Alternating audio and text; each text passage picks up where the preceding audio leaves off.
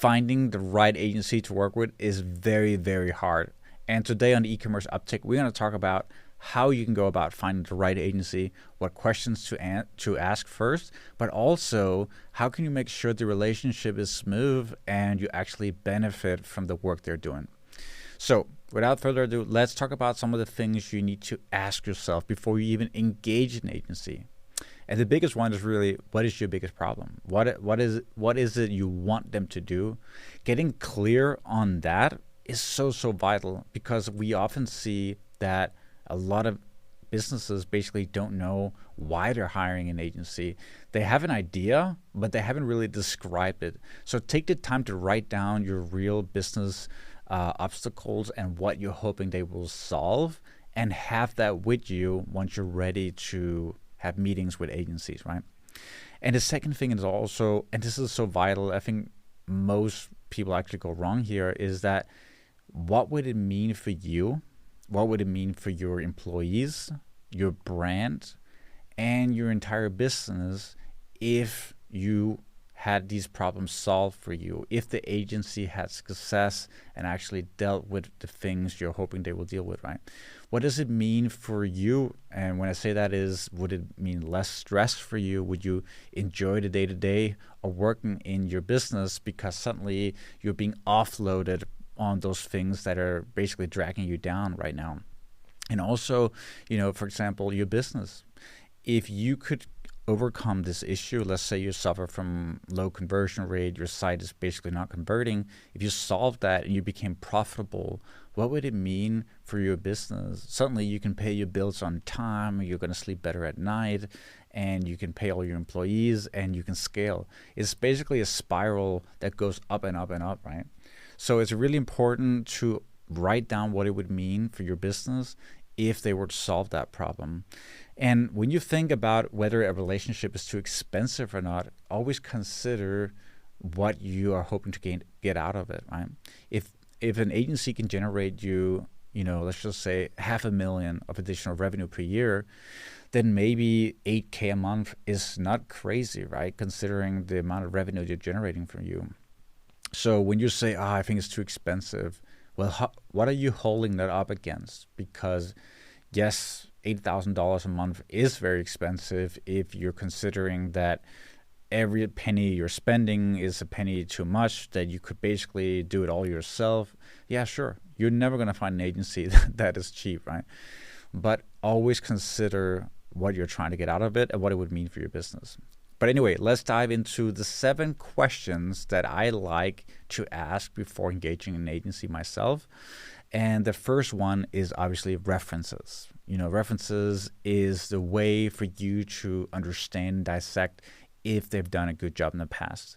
And there's a little hack here, because you will often see agencies list a lot of logos on their website and references of or brands they've been working with, but they don't necessarily allow you to contact them to ask about their experience, right?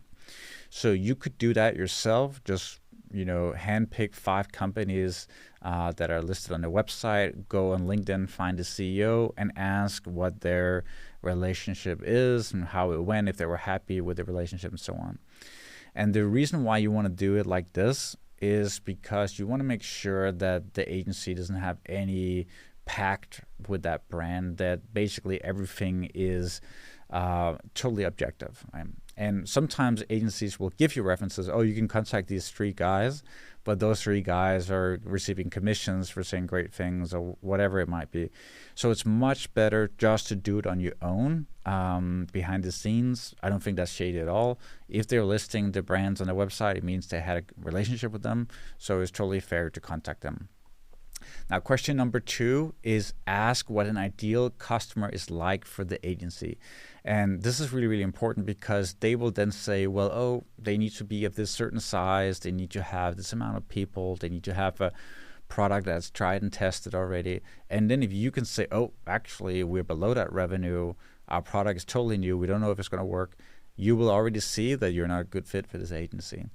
And this is really important because asking that question very early on forces the agency to be transparent with you on who they think is the right customer. Now, if you ask that question at the very end, after you've gotten the price and everything, then they might say anything you want to hear in order for you to close the deal, right? So ask it super early on before they feel like, they need to do whatever they can to close the deal. Now, question number 3 is ask them about a bad client relationship they've had in the past, something that it went off, something that went wrong, it went off track, and how did they solve those issues, right? So asking them about a bad client relationship is such a good test to see if they will be honest with you. You will see that some agencies will not even be able to find a case for you because they're afraid that you will judge them by it. But the best agencies will be totally transparent that sometimes they have a case or two that it doesn't go well, and they will talk about how they were at fault themselves as well, and they didn't do the research well enough. They hadn't made sure the client was a good fit for them and so on. So a really good agency is transparent and will admit that they made mistakes here. And if they don't do that, I would be really cautious about moving forward with them. Question number 4 is ask them what communication will be like at the very start of the relationship, right? Go make sure you're completely aligned here. Communication is something where if you're not aligned, it goes sideways so fast. Basically, at Purple Fire, my own agency, we have a very, very strict culture about communicating everything we do. And basically, we go a step further and say if we are not communicating with our client about what we're doing, then the results are worth nothing. Because we could have gotten you an uplift, but if you don't know it's coming from us, then you're going to attribute that to something else in your business, right? So no communication means no perceived value from the client side.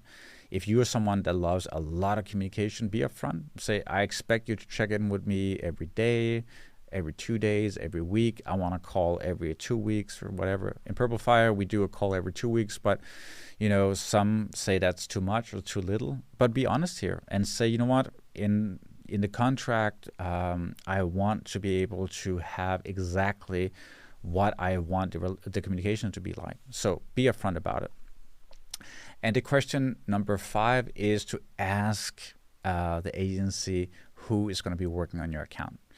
Because often you will find the CEO, you will find some high-level person taking the sales call, and then you don't know who you're being passed on to. So before you sign the deal, ask them who will be my day-to-day team, who will I communicate with, who will make all the executive decisions within your account. And if they're really, really on point, this agency, they will even introduce you to them. They will even have, maybe you can have a meeting with them before you sign a contract, or right after you sign the contract is the first thing you do in the onboarding call. But they will send, a profile link. They will send the LinkedIn. They will send details of these people if you request it. And if they don't, this is a really, really bad issue. Like, for example, let's say they say, we don't know yet. We're going to find out later who we will assign to your account once we understand your data better. This is such a bad answer, because even if that's the case, then do the analysis now and find out who you will assign to this account, right? Do that and ask this question, and then you will know exactly who you're dealing with. And you can also see, do you like the people you will talk to on the day-to-day? And that's really important, because if you don't like them, it's going to be a sour relationship really, really fast. So get that done. Question number 6 is have goals for your account, right? And you can say the goals that you would like to achieve, and sometimes they will be unrealistic. And a good agency will say immediately what they think is obtainable and realistic, and that should be defined, within the first few weeks of working together, and potentially even before signing a contract. Because if you can align the goals, you're going to have a great relationship because you both agreed to it. Even better, ask them to add in those goals to the agreement that you sign. And even if they can't say we can promise it or guarantee it, at least have them in there as the goals that were agreed upon from the get-go of the contract, right? And so if they completely fail and are not even close to it, you have a much stronger case in case you want to get out of the contract. And terminate the relationship, because you can refer to how we're so far off that it doesn't make sense at all to continue working together.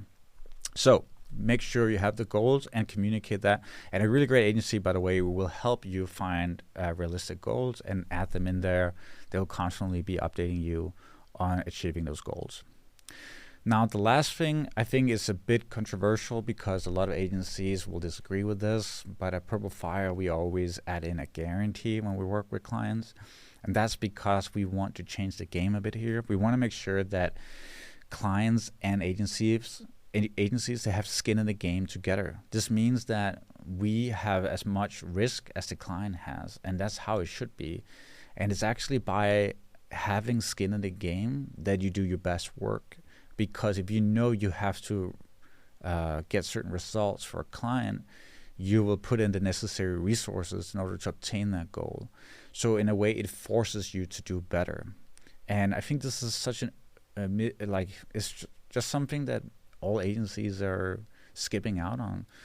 But if we can actually promise results and deliver based on it, we are going to do so much better. And so as a potential agency client, you should be saying, hey, what can you guarantee? There must be some minimum. There must be something you can say we can do better. Because when you audited my account, you told me that a lot of things were not good and you could do better. But now when it comes to the details, you can't guarantee anything. And so ask the agency to guarantee at least something. Even if it's not a huge improvement and you would like to see more, at least you can say, well, this is the bare minimum. If you don't achieve these results, I can get out of the contract with no termination, or even better, like we do, offer a refund policy if we cannot hit those goals, right? So this one is huge, and I think a lot of agencies will say no to it, but I think you should be really, really careful working with them if they say no, because it basically means they don't want to put skin in the game, they don't really care about your results, and they want to de-risk everything, right? So those were 7 questions and a little bit more that you should be asking before hiring an agency. And if you're considering one right now and you're not sure, feel free to reach out to me on LinkedIn or whatever, and I'll be happy to help you vet that agency.